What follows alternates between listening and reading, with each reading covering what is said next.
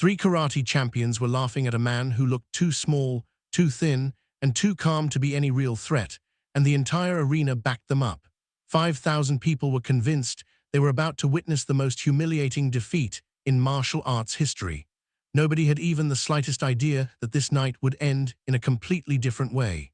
Within 10 minutes, nobody in that arena was laughing anymore. And the man everyone had written off as too small and too weak was about to silence an entire building. Los Angeles in the early 70s was loud, rough, and proud of its fighters. Boxing gyms sat on every corner. In every alley, someone was trying to prove they were tougher than their neighbor. But inside the martial arts world, a different war was being fought, quiet and far more vicious. Karate schools were spreading rapidly across California. Their tournaments filled entire arenas. Their students walked the streets wearing black belts like military medals. They mocked everyone else, and most of all, they mocked the Chinese kung fu schools hidden in the basements of Chinatown and old warehouses. In their view, kung fu was not a real fighting system. It was dancing, flashy movie movements, theater for old men. Week after week, the insults kept getting worse. I know this because I heard them myself. In those years, I worked as a photographer covering local tournaments for sports magazines. I watched karate fighters humiliate young kung fu students at public demonstrations. I heard entire crowds laugh while Chinese masters stayed silent, swallowing the disrespect with cold eyes. One night near a dojo off Sunset Boulevard, I watched a tall karate instructor spit on the ground next to two elderly kung fu teachers. "This isn't fighting," he said loudly. "This is ballet." His students laughed like hyenas. One of the old men simply lowered his head and walked away. But on the other side of the street, half hidden in the reddish glow of a restaurant sign, stood a young Chinese man in a dark jacket. Small, sharp-eyed, still as a stone. I noticed him because, unlike everyone else, he wasn't angry on the outside. He looked disappointed, the way someone looks when they watch children destroy something sacred. That man was Bruce Lee. At the time, most Americans barely knew his name, but inside the Los Angeles martial arts circles, people whispered about him. Some called him a genius. Others called him dangerous. A few just said he was insane. They said he trained harder than anyone alive. They said he moved too fast to follow. Some fighters claimed that sparring with him was like trying to catch lightning with your bare hands. And yet many karate champions dismissed him. Too small, barely any weight, all speed, no power. Bruce rarely responded to public insults, but those close to him understood something important. Every insult directed at kung fu burned inside him like a fire, because for Bruce, martial arts were not just techniques. They were identity, honor, philosophy, history.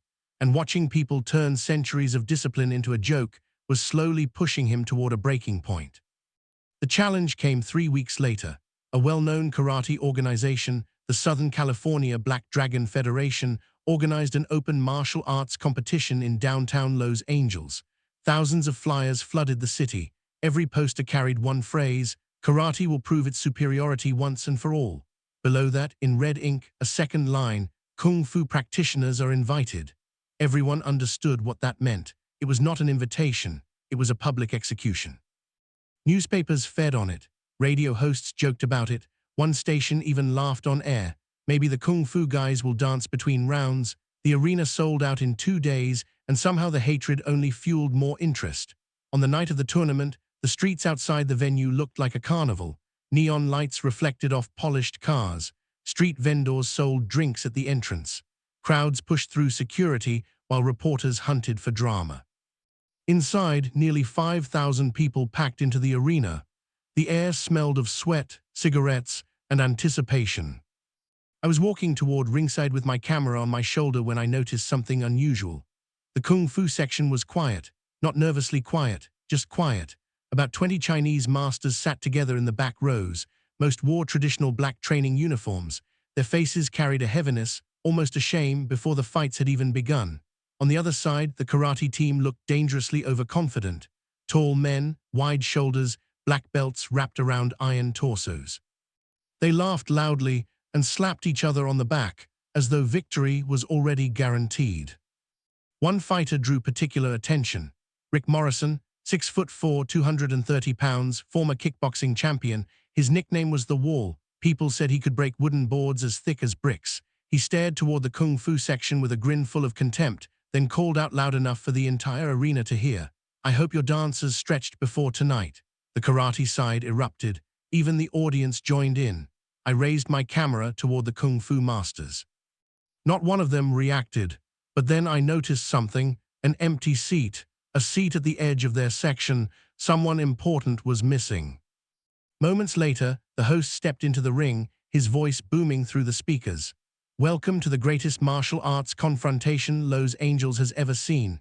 The crowd exploded. 5 official bouts, karate against kung fu. The team with the most victories would prove which style was truly superior. People leaped to their feet screaming. Some chanted karate, others laughed toward the Chinese section. The first bout began immediately. A kung fu fighter named Liang stepped in against a karate heavyweight called Steve Matdogs. Liang moved with elegance, fast feet, clean hands, but the moment the fight started, Steve came at him like a truck. The impact echoed through the arena. Liang hit the floor hard. The fight lasted 19 seconds. Karate won. The crowd roared with laughter. "Now dance," someone screamed from the stands. The second fight was worse. Another kung fu practitioner tried, using a defensive technique, but the karate fighter cornered him and knocked him out cold with a brutal spinning kick. Karate won again. The third fight turned completely ugly. Heckles rained down from the bleachers every time the kung fu fighter tried to move traditionally. People openly mocked their stances. Someone behind me shouted, "My grandmother hits harder." Then came the fourth bout, and the arena turned cruel. The kung fu representative was older than the rest, calm, disciplined, respected across Chinatown schools. But midway through the fight, the karate fighter deliberately began taunting him instead of finishing quickly. Mocking bows, imitations of dance movements. Even the referee looked uncomfortable. Eventually, the karate fighter put the older man flat on the canvas. Fourth victory. Karate had already secured the tournament. The arena exploded into chaos. Fans jumped from their seats. Beer spilled across the floor. Karate students bounced on chairs, celebrating. On the other side, the kung fu section looked broken. Some bowed their heads. Others stared into the ring with empty eyes. Then Rick Morrison grabbed a microphone, sweat running down his neck, chest heaving. He stepped into the center of the ring with an arrogant smirk. "There it is," he said. "Your legendary kung fu." He laughed. The crowd roared. Rick pointed at the Chinese section. "You call this a fighting art? This belongs in a theater, not in combat." Another wave of laughter. Then he said the words that changed everything. "If anyone from kung fu wants more humiliation, send out your best dancer." The arena shook with noise. I instinctively turned toward the kung fu masters. Not one of them moved, and honestly I understood why. Rick Morrison looked unbeatable. Then a voice came from the crowd. "I'll fight." The sound was quiet, but something in it cut right through the chaos. Laughter faded section by section. Heads turned. People stood on chairs trying to see. In the middle of the rows, a short man was slowly removing a dark jacket. Calm, unhurried, walking toward the ring as though he had already seen how this story ends. My heart started beating faster before I even recognized him. The kung fu masters looked confused. Some whispered urgently among themselves, "Who is that?" But the moment he stepped under the lights, half the building went still. Bruce Lee. Even Rick Morrison's smile weakened slightly. Bruce climbed through the ropes as thousands watched. Compared to the karate fighters, he looked almost small, lean muscle, compact build. "No fear," Rick laughed again, but this time it sounded forced. "You," he sneered. "You're the backup dancer." A few people laughed nervously. Bruce ignored all of it completely. Instead, he slowly scanned the arena, the crowd, the kung fu masters, the defeated fighters sitting behind the ring. Then finally, he fixed his eyes on Rick. "You've already won tonight," Bruce said quietly. The arena went still. "But you confused victory with superiority." Rick rolled his eyes. Bruce continued. "You insulted an entire culture because 4 men lost fights.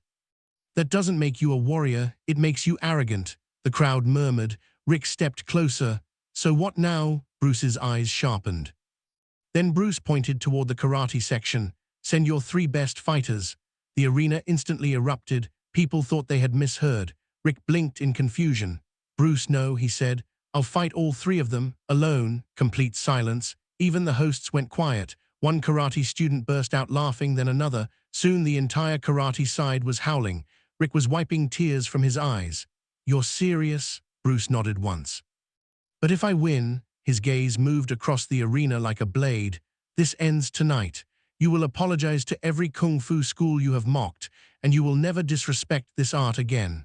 For the first time all evening, the karate fighters stopped smiling completely. The preparations happened fast. Backstage under the arena, the three karate fighters got ready like executioners before a sentence. Rick wrapped his hands and laughed with the others. You know what this is? Tom chuckled. A funeral. The room broke into laughter, but Carl Douglas, the third fighter, sat quietly. Unlike the others, he was not fully relaxed. I don't like this, Carl muttered. Rick rolled his eyes. Seriously? Carl nodded slowly. Something's wrong with him. Tom laughed loudly. Wrong with who? With Bruce Lee, that little actor? Carl leaned back against his locker. Fighters panic before a death. They get emotional, loud, nervous. He paused. That man walked into an arena of 5,000 people like he was walking into a grocery store. The room went silent for a moment. Then Rick stood up aggressively. You scared? Carl looked at him coldly. No. Good, Rick snapped. Because after tonight, nobody will ever mention kung fu again. Upstairs, the crowd kept pushing toward the ring. Most people were no longer sitting. Hundreds pressed toward ringside trying to get closer. Security barely held them back. The energy inside the building had turned into something dangerous. Not excitement, hunger. The audience wanted humiliation. They wanted to watch Bruce Lee get destroyed for his nerve. Standing ringside, I adjusted my camera with shaking hands. And honestly, even I thought Bruce had gone too far.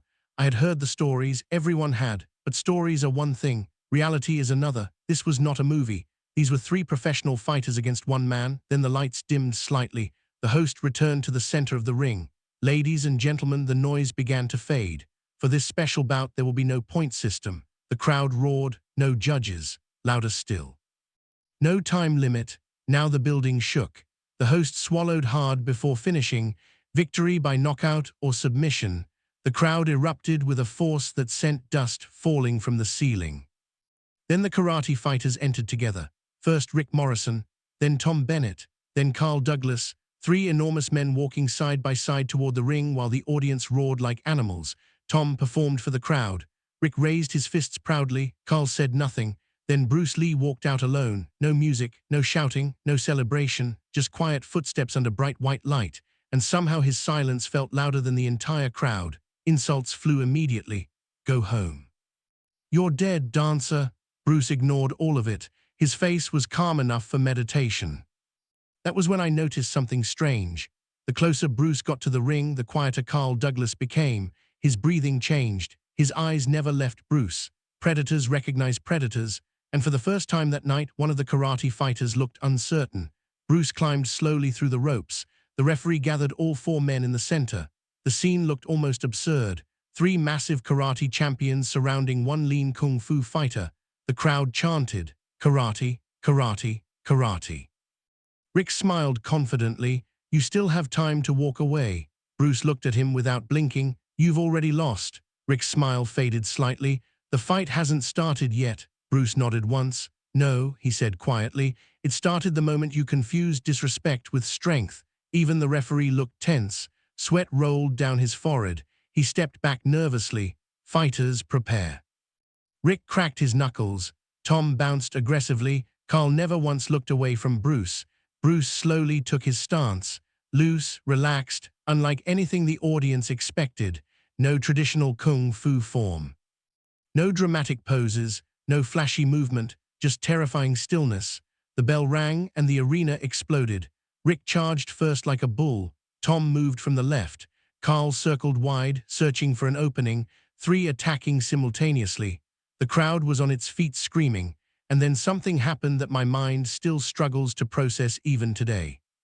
Bruce Lee disappeared, not literally but the speed. God, 1 second he was standing in front of them. The next, Rick Morrison's fist cut through empty air. Bruce had already moved. A stunned gasp traveled across the arena. Rick spun in shock. Crack. The sound of something like a baseball bat rang through the building. Bruce's fist connected with Tom Bennett's jaw so fast that most people never actually saw the punch. Tom's body froze upright, eyes wide open. Then he dropped face first onto the canvas, unconscious. The arena went silent, not quieter, silent, complete silence. 20 seconds earlier the crowd had been screaming. Now thousands stood in stunned disbelief staring at Tom Bennett's motionless body. Rick Morrison blinked repeatedly. Carl Douglas instinctively stepped back. Neither of them understood what they had just witnessed. And honestly, neither did the crowd, because what happened did not look human. Bruce stood completely still, breathing calmly, his expression unchanged, as though absolutely nothing had happened. Then he slowly turned toward the two remaining karate champions, and for the first time that night, fear appeared in their eyes. 5,000 people held their breath. Nobody moved. The referee rushed to Tom Bennett while medics climbed into the ring. Tom still wasn't moving. Rick pointed furiously at Bruce. "What in the hell was that?" Bruce answered quietly. "A punch." Even now, Bruce's calmness felt more insulting than any words. Rick's face twisted with rage. "Nobody moves that fast." Bruce tilted his head slightly. "Sounds like an excuse." The arena erupted again, but something had shifted. The laughter was completely gone, and fear, real fear, was spreading through the building like smoke. Carl Douglas kept circling near the ropes, never taking his eyes off Bruce. Unlike Rick, Carl was now thinking, calculating, trying to survive, because somewhere deep down, Carl understood what others still refused to admit. Bruce Lee was not fighting emotionally, he was hunting.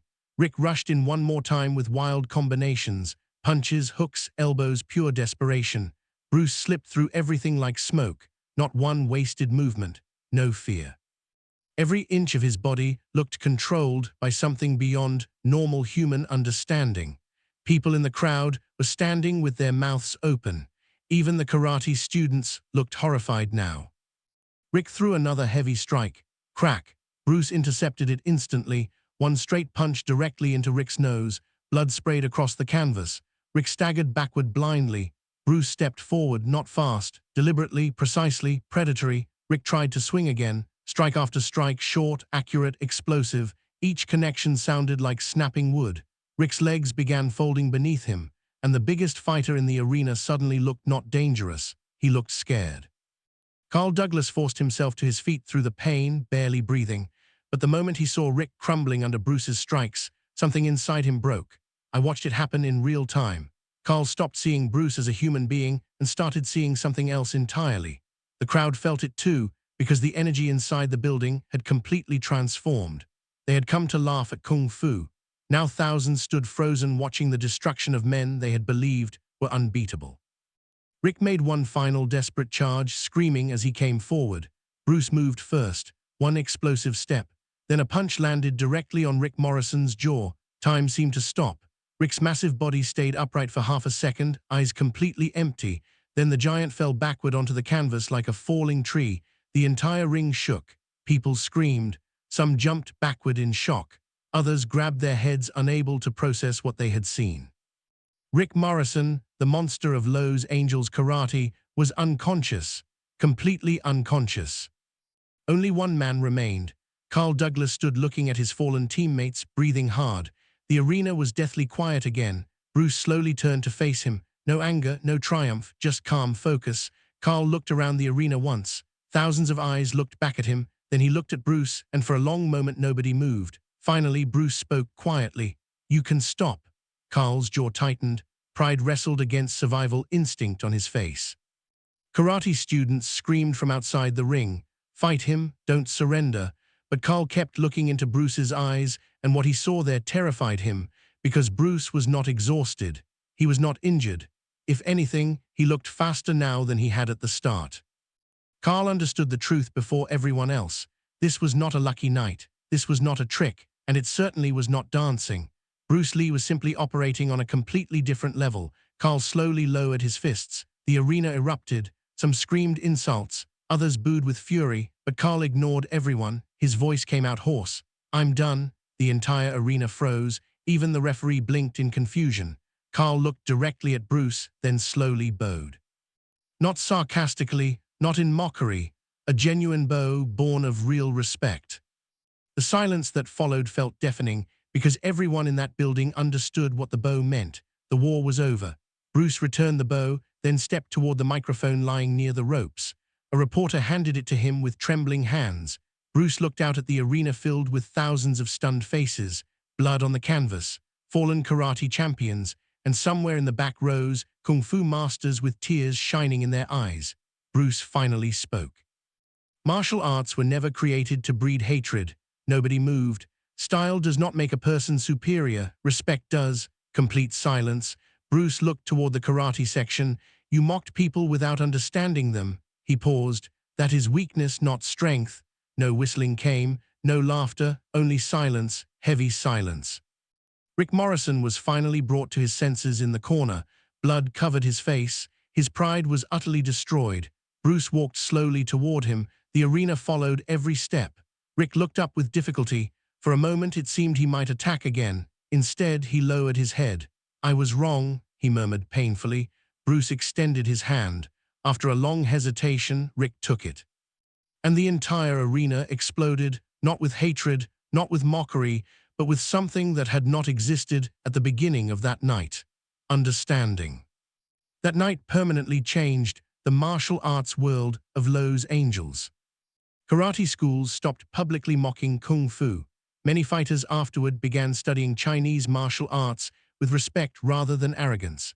And the story of the small man who defeated 3 giants spread across California like wildfire. Years later, people still argued about exactly how fast Bruce Lee had actually moved that night. Some said the story was exaggerated. Others swore the punches were invisible. But I was there.